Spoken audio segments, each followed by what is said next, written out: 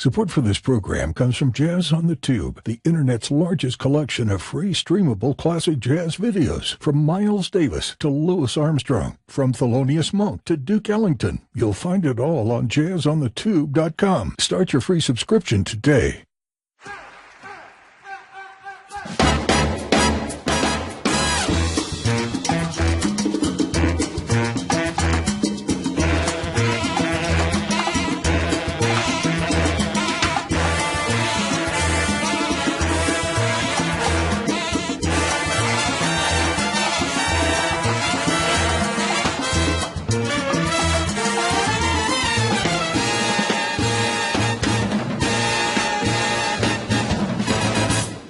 Hi, this is Ken McCarthy of Jazz on the Tube, and welcome to our podcast. Today we're interviewing, and I believe this is the first interview we've done of a festival producer. And why it took so long to interview a festival producer, I don't know, but here we are. We're doing it. And we're going to talk about a really interesting festival. I mean, everybody knows Montreux and Montreal and New Orleans Jazz Festival, but there are a lot of great festivals, jazz festivals in the world. And if you live in the Northeast, this is one that should be on your radar, and I want to strongly encourage you to listen closely. And even if you don't live in the Northeast, we're going to learn a lot about putting on jazz festivals, and we're going to learn about a particular jazz festival. So welcome, John Ernesto. Hey, how you doing? How are you? Thank you for inviting me to your podcast. Well, it's great to have you on. John and I met on the Jazz Cruise. Some of you know that we ran advertising for the Jazz Cruise this year, and we were invited to go on the cruise. And I have to say, it was an amazing experience. I met so many interesting people. It's like a jazz city floating around. There were over 100 musicians. There was music literally all day and night. And this is something that you're able to do, and you love jazz, you should just do it. I had never been on a cruise before. And John is one of the many interesting people I met, and I made a point to get him on the podcast and talk with him about the festival that he produces every year, and also just the whole process of producing a festival, because those of us who enjoy the music, sometimes we don't know all that's involved in putting it on. And I think it adds to the appreciation to know some of the people that are making the music happen for us and what they do and how they do it. So, John, the name of the festival that you operate is called Berks Jazz Fest. Is that correct? Yeah, Berks Jazz Fest. It's in Reading, Pennsylvania, which is located about 60 miles northwest of Philadelphia. We're in our 28th year. It's a 10-day festival. It starts April the 6th and runs through April the 15th.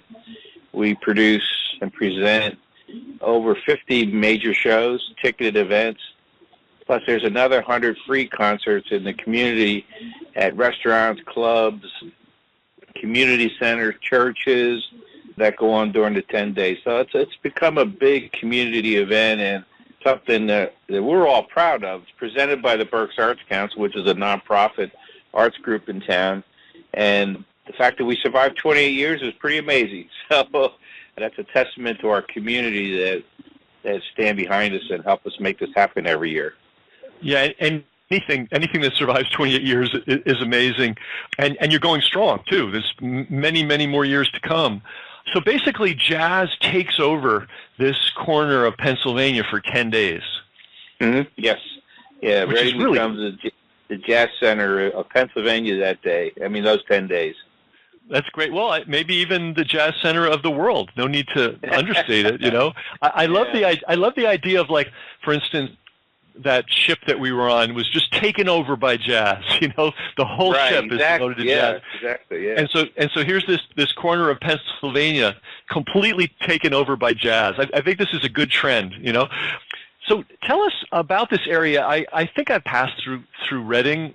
That's how you pronounce it. Is that right? Yeah, it's Reading, Pennsylvania. Yes. And the Reading Railroad. It's where Reading Railroad. For your listeners who have played Monopoly in their lifetime, that's where the Reading Railroad started. Ah, great. And it's close enough to Philadelphia to be close to Philadelphia, but it's suburban rural? Yeah, it's Reading's Berks name is we live in an area called Berks County, and Reading is the center of Berks County, but the festival is spread out through the county. There's about 400,000 people who live in the county and in various communities. Pennsylvania is broke up into 76 counties. Why, I don't know, but it is. We're called Berks County. That's where the Berks come from. So Berks is the actual name of the county? Yes. Berks, Berks County, yes. So for fans out there, can you talk about, let's talk about the upcoming festival, by the way, which is? It's April 6th through the 15th. Starts Friday, April the 6th. And you got... Through the 15th, yes. And you got lots and lots of great musicians. Who are some of the headliners that people will recognize instantly? Well, what we try to do with our festival, we try to make it very diverse, a mixture of contemporary jazz, straight-ahead jazz, blues, gospel. To do a 10-day festival, you can't just focus on one genre of the music. You really got to present an overview of it, and that formula has worked for us. So on the contemporary side, we have, people like Brian Culbertson, Boney James, the Rippingtons, Pieces of a Dream, and bands like that. And on the straight ahead side, we have, John Fitzgerald and Catherine Russell doing Billie Holiday and Frank Sinatra. We have Dave Stryker, Bob Mintzer, organ quintet coming. Randy Brecker's coming for 5 days to do different programs. And we have Lisa Fisher and Grant Baton. So there's something for everybody. We have probably 6 major blues shows going on. And soul blues, too, like with Billy Price Band and the legendary singer Johnny Rawls. Then we have a big gospel show. Kirk Whalum does gospel according to jazz. We close the festival each year with that. And so we bring in gospel guests. This year we have Jonathan Butler. Wycliffe Gordon's going to be there, as well as Mesa. Plus we have a gospel choir from Reading to participate. So it's a really great way to end the festival. And so we kind of really try to offer people a real diverse schedule of music so that there's something for everyone. And we bring in diverse fans with different tastes. And hopefully they'll try something maybe they didn't come to see, and a style of music that they're not familiar with. And that happens. So we've made a lot of different, we turned fans into straight-ahead fans into contemporary fans into straight-ahead fans. And one of the things we're proud of with the festival is each Wednesday we do a show called Berks Bop. It started with Chuck Loeb and I came up with an idea about 7-8 years ago, because that was when everybody was, tagging the genres of music: smooth jazz, contemporary jazz, straight ahead. These guys can't play. They're straight ahead guys. They're contemporary guys, which isn't true. And so we created this Berks Bop sessions with all the contemporary guys like Rick Braun, Gerald Albright, Eric Marienthal, Jeff Lorber, other contemporary artists, and we played nothing but bop that night. And it's become a real staple of the festival. People love it. And the artists actually love it, but they don't get a chance to do it when they're touring with their own bands and on the contemporary jazz scene. But here they get to do it. In fact, Jeff Lorber and Chuck Loeb, we did a bop record based on the Berks Bop thing a couple of years ago. So that's what kind of makes our festival exciting, and it makes it exciting to program it, and we present things that fans won't see anywhere else except at the Berks Jazz Fest. Wow, this is really interesting. So you're going in a different direction than some of the big jazz festivals. For example, it's become popular to, hire huge, I'm just throwing out a name, Bruce Springsteen or exactly. Guys like that. And I kind of understand. What's that? Go ahead. Yeah, the big pop names, like Sting and like Springsteen, they'll play New Orleans or something like that. Yeah. And I kind of understand that from a business point of view. I mean, those are marquee names. They will draw a crowd. The crowd generates more money. But I have to say, to me, this is my opinion, it kind of dilutes the purpose of a jazz festival. And you're going in the other direction. You're actually looking out to create opportunities for the music to flower in all kinds of different unexpected ways. I particularly love this idea of including gospel in the festival. That was done, by the way, on the Jazz Cruise. That's probably going to come up a lot in our conversation. And there is not that much of a wall between jazz and gospel music, and many jazz musicians, I mean, I would say a significant majority got their first start in music playing in the church. No, absolutely. I mean, the jazz is where it's all stuff started, but jazz has its roots in gospel music. Gospel has its roots in jazz. I mean, absolutely. And Kirk Whalum he created a project several years ago called Gospel According to Jazz. He's produced 4 records doing it. And we did this when he first started doing smaller churches at the festival. But about 4 or 5 years ago, Kirk and I were talking. I said, I need something to end the festival. It's a 10-day festival. By that time, at the end of the weekend, keeping people in town is a little challenging. So we wanted to come up with something unique. And so we started doing the Gospel According to Jazz celebration with Kirk and his band with a major gospel. I mean, last year we had Fred Hammonds. We've had Donnie McClurkin. We had Yolanda Adams. We had, who else was out? We were supposed to have Take 6 one year. But, it kind of like puts the jazz and the gospel world together, and it brings out a different audience, maybe gospel fans who would necessarily want to come to the jazz festival. So it's become the finale for the festival has become very popular. So, and everybody in the gospel world endorses it, and obviously the jazz world endorses it. So, like you said, you saw the Wycliffe's gospel show on the jazz cruise. I mean, he does an amazing job with that, and people really enjoy it, and they really enjoy that 60 minutes of gospel music in the midst of the cruise. It was stunning. I mean, it was. Yeah. I think it's essential. I know that the New Orleans Jazz Fest, to their credit, I think they have a gospel tent, and it's just the right thing to do. Absolutely. I agree. Yeah. Yeah, you got to present different styles of music. I mean, it's like even what we're doing. We always try to put unique ensembles together. Something. So this year, again, Kirk Whalum, we're doing a show called The Heart and Soul of Sax. So it's Kirk Whalum and Everett Harp, but we got Maceo Parker and Dee Dee Bridgewater to be special guests, plus a horn section called the Berks Horns. Wow. And it's going to be very Memphis-oriented, soul, jazz, and I'm excited about that. You just don't get a chance to put those kind of people together on a show, but we work at it, and and then the management of the artists who we have gained a lot of respect for each other over the years trust us to do the right thing. So, and you have a guy like Kirk producing it, so it's a natural thing. And Kirk happened to produce Dee Dee Bridgewater's Memphis themed record, so there was a connection there. So it's fun, putting this stuff together. One of the things makes it fun for me, and I'm sure for the audience too. And one of the things you mentioned earlier, and maybe we'll focus on this for a bit, is in a typical jazz festival, just the way it works, musicians fly in and they fly out. They do their act and they go, because it's business. They have to, they have got things to tend to. But you created sort of an environment where the musicians sort of hang out a little bit, they mix and match, they get involved in projects and in performances that maybe otherwise they wouldn't have an opportunity to do. So they're actually having some fun as well. It's not just another gig. No, absolutely. The artists love it. I mean, several of them come every year because they're into hanging and doing different projects and mixing and matching, like the Berks Bop guys. And on Thursday night, we do this big jam session.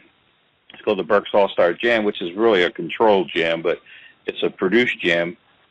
And they do that show, then they do the Bop show, they do some kind of spin-off of their own show. It's like Eric Marienfeld's coming to the festival this year on Friday the 6th, and he's not leaving until Thursday the 12th. Or actually, for Friday the 13th, after performing on the 12th. So he has shows interspersed throughout all that time. And he's doing a Cannonball Adderley show in a club. He's in Berks Bop. He's in the All-Star Jam. He's doing educational stuff.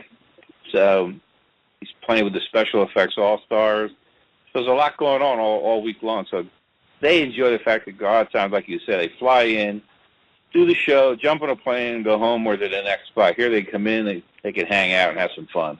So, and musicians should have fun too. Absolutely. Yeah.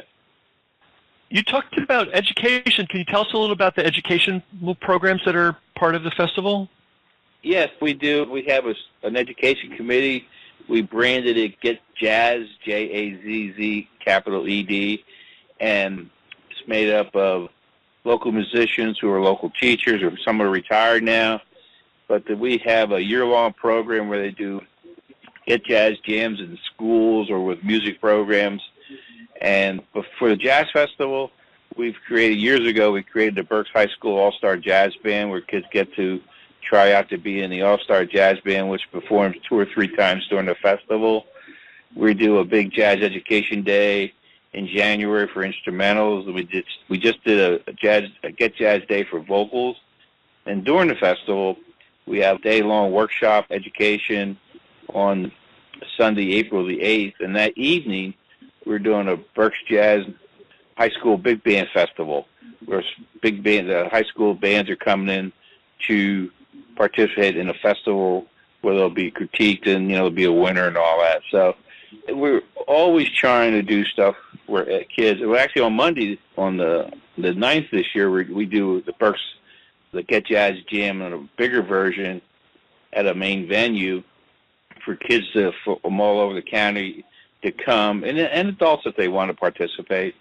And we have Randy Brecker, Eric Marienthal, Gerald Beasley, Albert Rivera working with the kids with a professional rhythm section, so the kids get to play with a professional rhythm section and also have the help from all these major artists.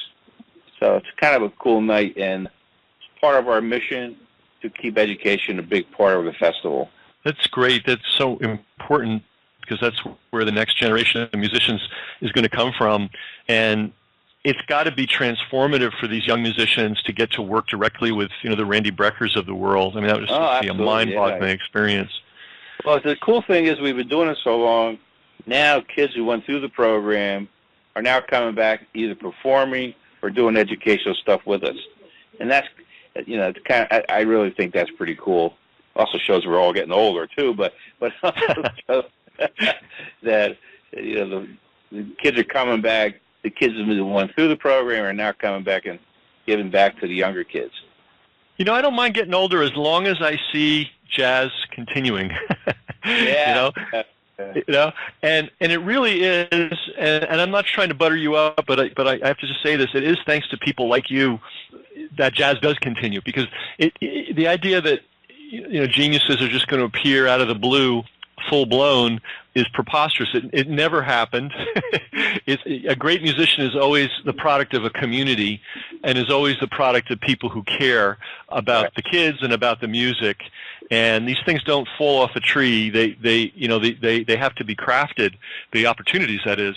And it's so great that your festival is integrating education into everything.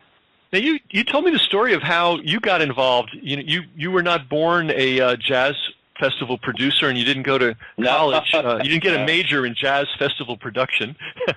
How did you find yourself? I always liked music, but when the festival started, I was the marketing director for the Reading Eagle Company, the local newspaper. And when the festival started, I knew some of the people who were putting it together, and they asked me to get involved to help put a marketing plan together and just, get the newspaper support of it, so which we did.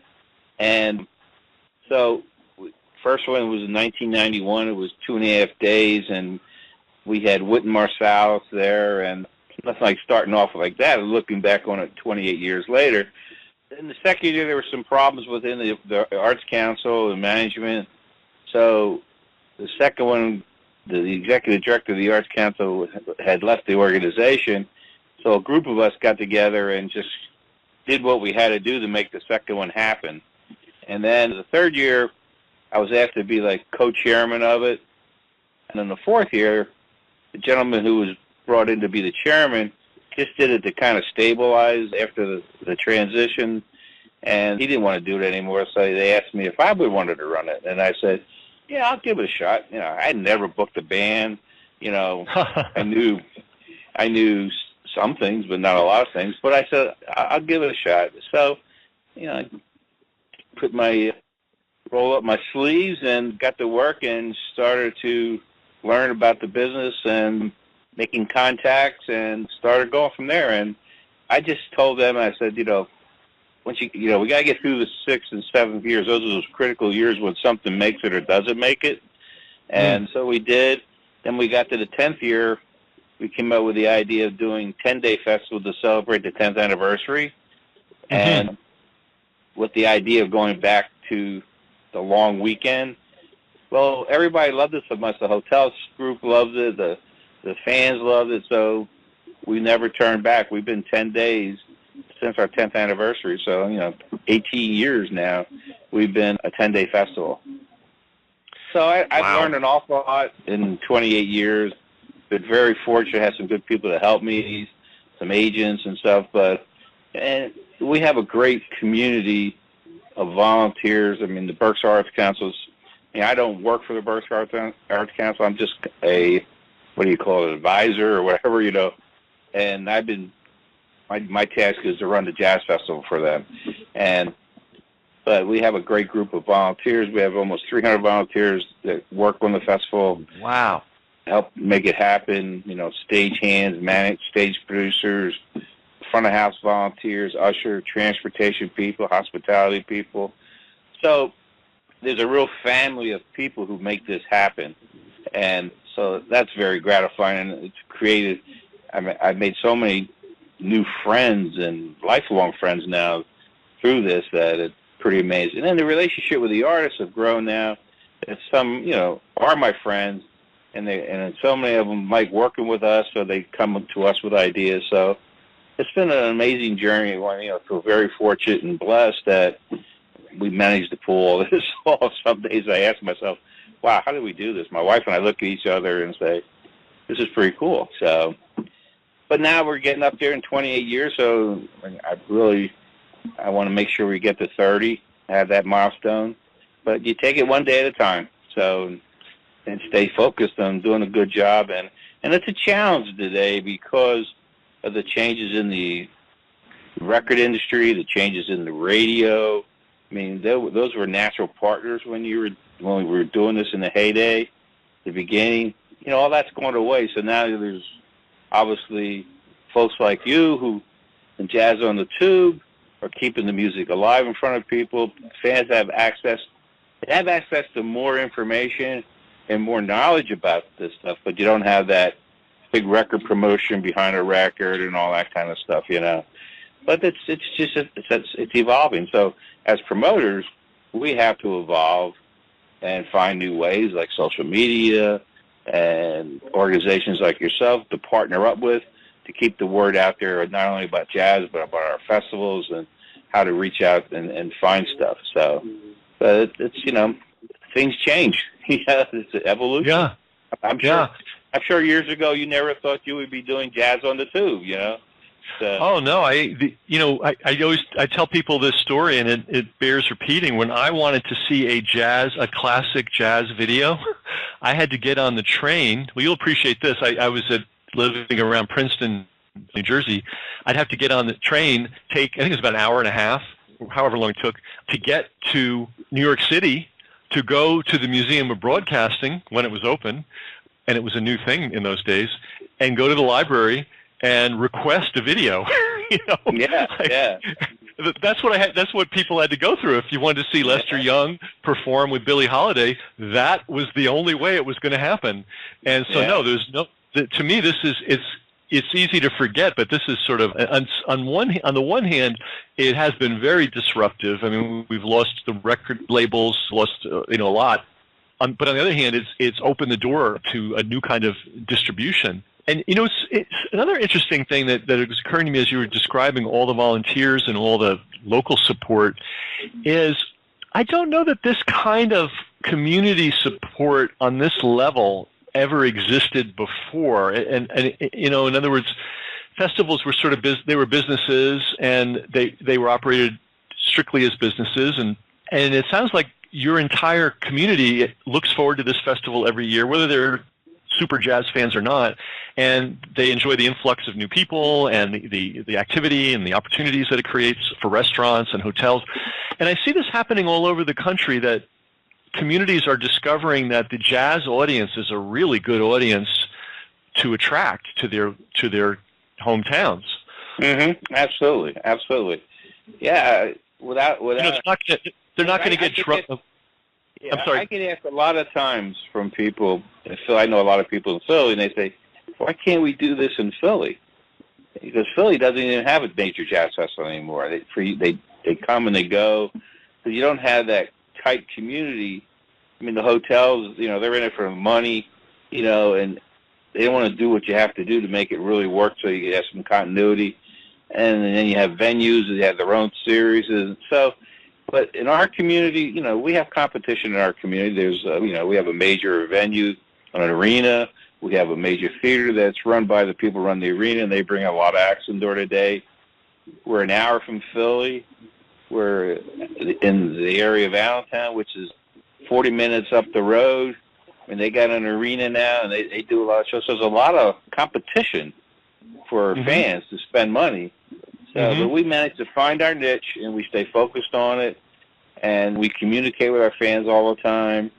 And so, so far, the people have stood with us. And I think what people like about coming to our festival, it's like a family atmosphere. Everybody knows each other. It's kind of like the cruise. There's a lot of people on the cruise every year. So I've been doing that cruise for 8 or 10 years, and I see people all the time. We're on it every year, and you become friends, and it's kind of like a little bit of a reunion. Well, it's that way with our festival. People come every year, and they faithfully show up, and they have a good time, and I think that's important. You got to have that sense of community to make it work these days. And where do people stay when they come, if they're coming from out of town? Well, there's a bunch of hotels here. We have 10 hotel partners who work with us. We market their hotels to the fans, and they provide us with support with their housing some artists. And so it's a real win-win. Everybody wins. One of the things I really stress to everybody as we move forward with this year after year, is we can never allow greed to get into the bloodstream of this festival. I said we can never allow that, because that would be the end of it. If the hotels decide that, well, we don't want to support you at this level, then the house of cards starts falling down, because there's a lot of moving parts to this, and everybody got to be running in the same gear. So we've managed to keep greed out of the festival. So that's a credit to everybody who works with us. Wow. And it's so even more amazing, because when you started this, as you said, you had never booked a band. I'm going to assume you'd never rented audio equipment. So the whole business was, you couldn't have known less about the mechanics of putting on jazz performance, or let alone a festival. I worked in the newspaper industry for almost 50 years, and I had various management positions there. But one thing I learned from the very beginning, someone told me, always surround yourself with good people. And I've always maintained I try to surround myself with people who were smarter than me, knew more than me, and they were good team players, and just tap that potential and empower them. And we did that we built this festival that way too. We have a great production guys, we have a great transportation team, people in hospitality. They all come from all walks of life, but they're all good at what they do, and they, you don't have to babysit and micromanage it. So I've always always try to make sure you surround yourself with good people. Not about one individual, it's about a group of people. So, well, that's great advice for anybody who wants to do anything in the arts. And since we've got you and we're getting good advice from you, I'm going to ask for some more. So let's say somebody's listening, and maybe they're not ready to put on a festival, but maybe they just want to start and bring a group that they love or an artist they love to their hometown. What kind of and since you're on, and we both know, at the end of the day, there are a lot of moving parts, but the fuel is marketing. Absolutely. Yeah. And you had that experience at the newspaper, and I'm sure that was priceless experience when it came to putting these festivals together. What kind of advice can you give somebody who wants to be a jazz activist and start bringing jazz to their local community? We've heard one thing, which is find the smartest people you can in all the different disciplines and work with them. I'll throw out another one, maybe you could expand on. It sounds like you went out and found all the logical, natural partners, like the hotels, right? Right, a venue, get the right venue. I mean, there's the business, the simple business thing behind it is, okay, you want to bring in an artist, okay, you got to figure out, find out what that costs. You make sure you have a venue, or first of all, you start out with a venue, then you say, okay, now who can we afford to bring in here? We have X amount of seats, and if we charge X for a ticket, how do we pay the bills? Then you figure out your production costs, and and how do you find partners who can help keep your costs down, like a marketing partner, a hotel partner, a hospitality partner, so that you can start putting a business plan together that makes sense.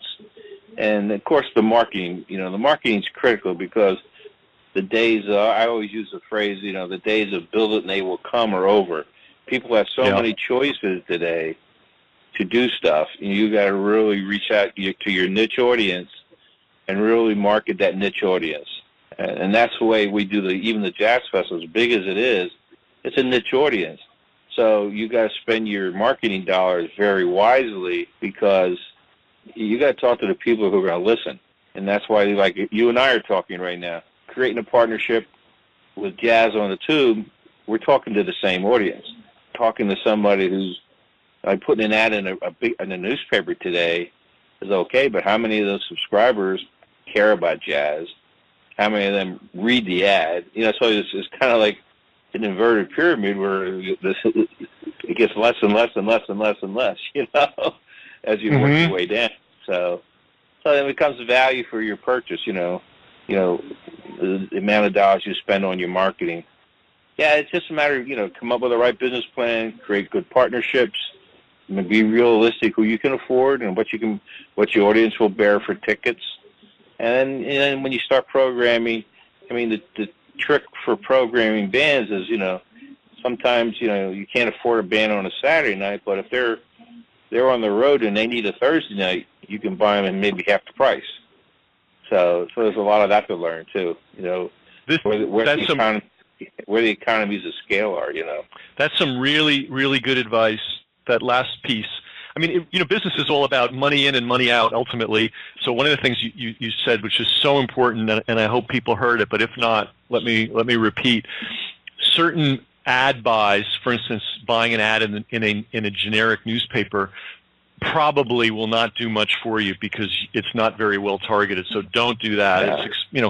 It's expensive. If you're a bank and you've got a home loan program, that may make sense. But if you're a jazz festival, in that case, the way to work with the newspaper would be through traditional PR, seeing if you can interest the newspaper in covering it.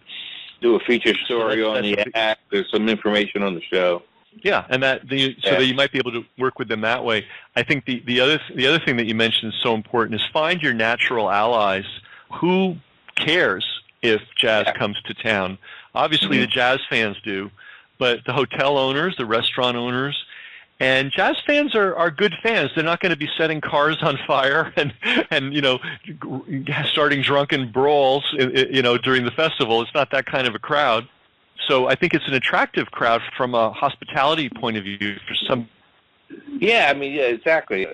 We get so many people who, some people come in and want to support us, and it has to.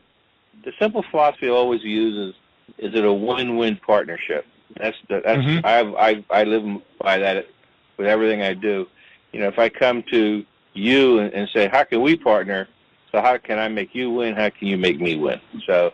And that's what we do at Jazz Fest. We have hotel partners, so we go above and beyond what they ask of us, what we can do within our framework. And it's just so if they win, then we win. So if they're happy, we're happy. So yeah, like I said, you can't get greedy and say, well, I'm going to try to get 2 for 1 and all that. You got to just keep everything in perspective and make sure everybody wins. And so a big part of tough business. It's a tough business, so to do, especially today, starting out because of all the issues with natural promotion that's not out there, natural awareness that's not out there, unless you're booking Bruno Mars or something like that. Right, and that's probably why some festivals have gone in that direction. They're saying, "Oh, the heck with it," you know. But I way prefer this. I'm going to call it a community-based approach to jazz festivals. You're not depending on some mega superstar to make the train run. You're building a network, community network of all the people who would benefit from having a successful festival in your town. So I guess big lesson number one is don't go it alone. If you aspire to put on a show or maybe do a weekend or do a small festival, probably the very first thing is to start brainstorming as to, okay, who else would care, who else would benefit, and I imagine the way to reach them is reaching out. You don't just send them an email, you call them up, I'm assuming, and you meet with them when possible. Absolutely, yeah. You brainstorm, sit down, and see what's in it for everybody. Here's what we want to do. How can you fit into this, and how can you help? And a lot of people are interested in bringing something to the community and are willing to invest their time and dollars, their business time and their business dollars into it, just so the community wins.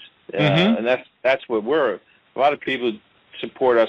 A lot of companies support us, and there's just really not much of a return for them. But from a philanthropic standpoint of helping the community, they're all in because they want to see the community survive. I mean, we impact our community with about $8 to $10 million economic impact, so they see the value of that. So they want to make sure our community continues to win overall, and so they stay on board with us. So this takes it beyond. So that's probably if we think of a target, a bullseye kind of target, the bullseye are the jazz fans, the diehard jazz fans. They're obviously going to want to. I'm sorry. Beyond that are people in the hospitality industry. Oh, can you still hear me? Yeah, I can hear you. Go ahead. Yeah, we okay, great. It's okay. As you know, we're having an ice storm here, and anything can happen. I'm amazed we got this call through. I'm very pleased. So the center of the bullseye are the hardcore jazz fans. They're going to be your audience, and they're going to be, and every jazz fan has his own network, his or her own network of family members who they can spread the word to. The next ring of the bullseye, I imagine, is the hospitality industry. They want. Yeah, they want to have people in beds. Restaurant seats. Yeah. And then the next ring, which it hadn't really occurred to me until you mentioned it, is anybody who cares about the community and wants to see it thrive. Now that opens things up tremendously. So maybe I own a tool and die company, and I'm not particularly a jazz fan, but I love my town and I care about my employees who live in town, and I want to make my town better. And along comes John and the Berks Jazz Fest, and they're doing these great things, and maybe I can ship something in to help make it happen. Exactly. So, yeah, exactly. Yeah. This is great stuff because it's creating an opportunity for musicians to work, which is important, for fans to hear live music, for kids to be exposed to it, but it's also strengthening the local community. So this is a great model, and I think it's kind of a new-ish model. I don't think this is how jazz was perceived 40 years ago, 50 years ago. It was more of a jazz industry, and venues and promoters and agents would get together and they'd do stuff. But now, because of the changing world that we're in, we're kind of forced to be smarter and to enroll more people in it. And I think this is a really good long-term trend and a great model for people to follow. There was another practical hint that you gave out, which I want to repeat, is musicians are professionals and they need to make a living. I mean, obviously. But like all professionals, sometimes they can be flexible if circumstances are right. So for instance, if I'm a mining engineer and some big company has brought me to Zimbabwe or something, and then there's it's a local mine in Zimbabwe that wants to hire me. Well, gee, I'm already in Zimbabwe. I can work for less than my normal fee. Exactly. It's not insulting. It's not degrading to offer less. It's just business, And absolutely, we hire bands all the time. The agent will say, "I got a big offer for Saturday night, and we're trying to fill dates around it." So they know exactly how much money if they're going to be out, say, 5 days. They know exactly how much money they need to cover in those 5 days. The artist pays, the side guys getting paid, the travel, all that stuff. So if you get a big offer on a Saturday, it covers a fair amount of that 5-day nut. So now they want to bring in the 4 other days. So if you're like a Thursday night, well, you're going to get a great deal because they want to fill that Thursday because then they got hotels and they're making money. They sell CDs, so they help cover that nut. So that's how the business operates. So if someone's paying $20,000 on Saturday, you may get that same show for $10,000 on a Thursday. So there you go, and it's a win. It's a win for the band because otherwise they'd be just sitting there. Yeah, I mean they can't afford to have an ensemble sitting on the road with no place to stay and making no money that day. Yeah, so if you see an announcement of somebody playing in your region who you like and you'd like to have them come to your town, don't be shy. If they've got a gap, and you can see it when they publish a lot of groups publish their tours on the internet, and you can see when somebody's got like 3 empty days, and if they're in your neighborhood, for them to add an extra show either before or after, that's a blessing to them, and they're going to be able to be flexible on price. Now, let's talk about this other thing that you kind of have alluded to, but we should make it concrete. You also work very hard to make sure that the Berks Jazz Fest is a great experience for the musicians. It's not just another gig. Oh yeah. We have our philosophy of all our volunteers, and we're having volunteer meetings this week. Is with everybody, our simple philosophy is, take care of the fans, take care of the musicians, and everything else will take care of itself. So we bend over backwards to make sure musicians are treated, taken care of, making sure they're picked up on time, they got good housing, good hospitality, and that means the world of difference. Because we get a lot of kudos from the artists and the management because how their artists are treated here. Because they have some horror stories out there where they didn't get picked up, where things weren't. The production wasn't what they were expecting. Just a lot of things, and so we really make that a priority. Fans, the musicians, and the artists, take care of them, and everything else will take care of itself. Yeah, we can barely imagine what a traveling musician has to deal with. Those of us that have had to travel for business extensively know that the glamour wears off really fast. Yeah.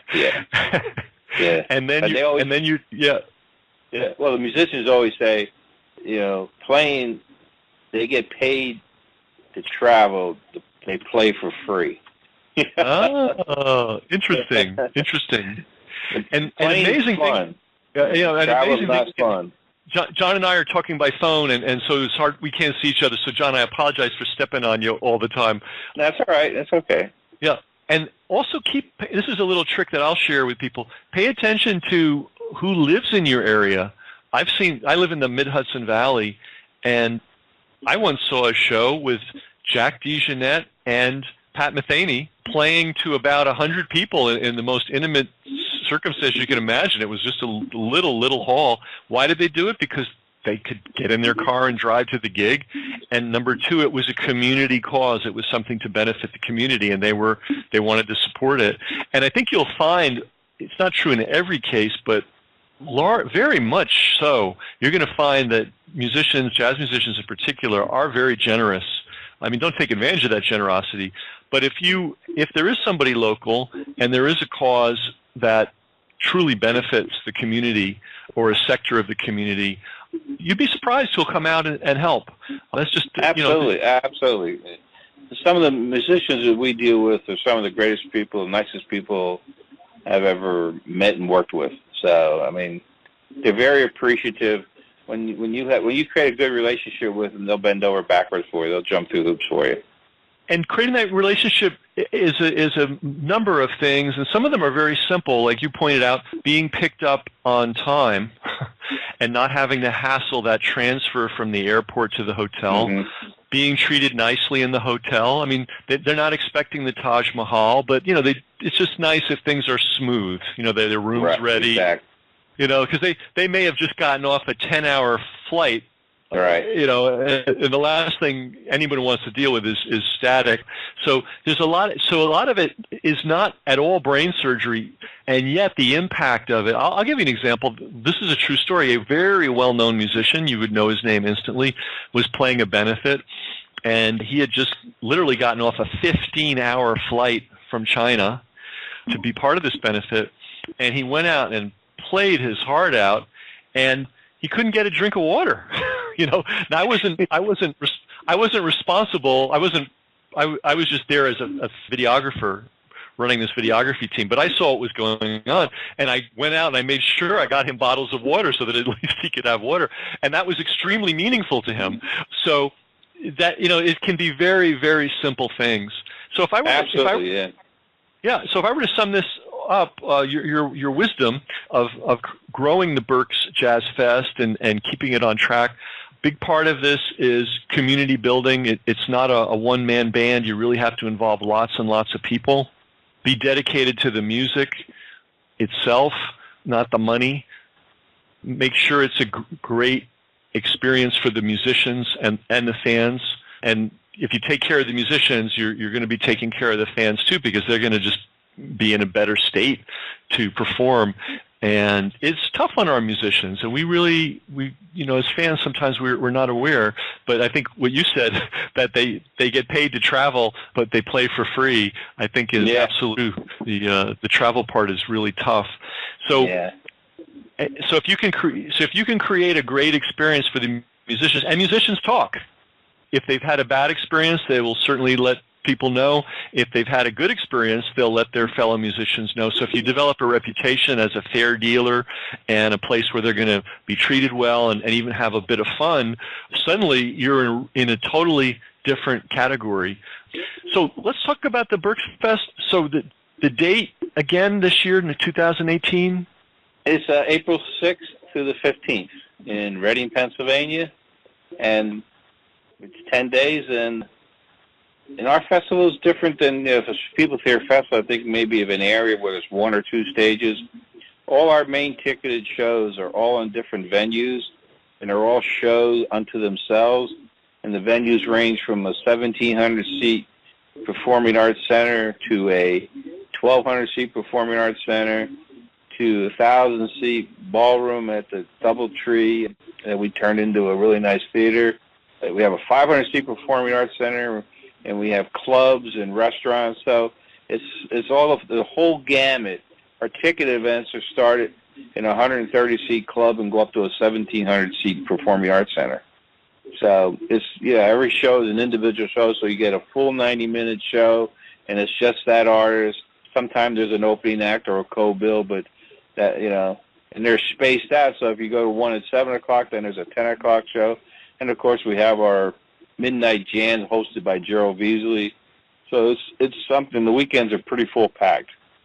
If you just go to BerksJazzFest, have everyone just check out BerksJazzFest.com, BERKS, jazzfest.com. All the information's there for the festival. Great. And Berks is BERKS? Yes. Jazz? BERKS, yes. Yeah. BERKS? Yeah. BerksJazzFest.com. And there's plenty of places to stay, and I imagine lots of great places to eat. Yeah, there's tons of restaurants. And everybody's welcoming the jazz fans. They got welcome jazz fans, and there's windows and other establishments. And there's all the hotels are listed on the website, where to stay, all the schedule, how to get tickets, information on all the artists, about the shows. There's interviews. We have video. We have a lot of stuff on our website, so that you can learn as much as you want about the Berks Jazz Fest. Great. So if you're a Jazz Fest fan, this is definitely a fest to put on your schedule. Yep. And if you've never gone to what I'll call an immersive jazz experience, like a jazz cruise or a jazz fest, this is also something that if you love jazz and you've never done that, you're really missing out on something. It's like I said, it's like going to a jazz city, and the whole city's taken over by jazz for a couple of days. Exactly. Yeah. It's a great thing, and you'll see how alive jazz really is, and how many fans it does have. And it's a very warming thing, and of course you get to hear a lot of great music too.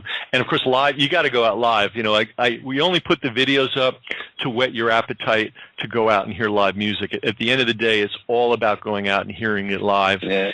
You're a huge supporter. If you want to support jazz and keep jazz alive, go out and hear it performed live, and also buy the CDs at the end of the show. That's a big help too. But this is an art that needs the live audience. The audience is a really important part of the creative process. And you may think, well, what am I doing? I'm just sitting there. Well, if you're sitting there and listening, you're adding something to the mix that's very important. Absolutely, yeah. Yeah. If you don't have enough, I always tell audiences when we do shows, I don't MC any of our shows, but we always tell audiences, we thank them for supporting live music, as I always say, without the audience, there is no live music. And that would be a sad day for everybody, because live music is so much different than listening to it on a CD. It's just, because the artists are, they're just totally more free on the stage. So, and they respond when they have a good audience. It makes a huge difference. Big time. Yeah. Yeah. Well, so great. Everybody definitely, put this, you go to the website, number one, and that's Berks, BERKS, jazzfest.com. Millions and millions of people live within a drive of this area. If you're in Pennsylvania, if you're in Jersey, there's it's just a lot of people living around there. But I live about 100 miles north of New York City, so it's another, I'm going to guess, 100 miles to get here. Mm-hmm. But I'm intrigued, and I may well be there myself this year. So, John, thank you so much for sharing with us. And stay on the line after we finish the interview. I'd like to talk with you just for a minute. Okay. But we've been talking to John Ernesto of the Berks Jazz Fest. It happens every year in the spring, this year in April. Check them out at berksjazzfest.com. We hope you enjoyed the podcast. If you did, please share it. That's how we grow. And remember to subscribe to JazzOnTheTube.com, the Internet's largest collection of free, streamable, classic jazz videos.